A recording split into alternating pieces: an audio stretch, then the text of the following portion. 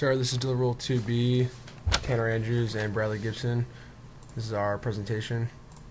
For part 1 through 3, what we did is we took the shell script copies of the Arctic data files after untarring it and made a modified version of Pat's script. We started the data, or we sorted the data to organize each file by the minimum average annual temperature for each station. And then we went out from 2016 all the way through year 1873, and this assumption we made is that the relevant years include 1995 through 2016. The findings and major takeaways from our VBA code: we found the slope for each location, took the absolute value of the slope, which helped us in order to assess the greatest values versus the smallest.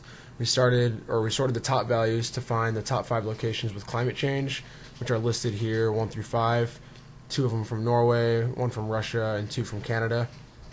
And in the Excel file, they're sorted by their location and year.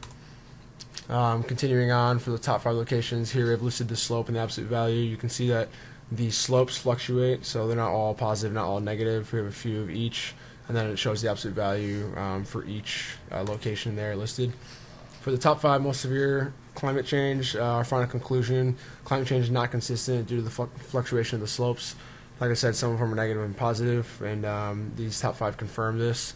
The weather stations are getting slightly warmer, not by much, but the slightest increase in temperature in this region of the world would have drastic effects on the environment globally. So, sir, for the assumptions, we determined that the most recent years were very relevant to our information that we were trying to gather. So 1995 to 2016 are the most relevant. The years that are prior to 1995 are not relevant.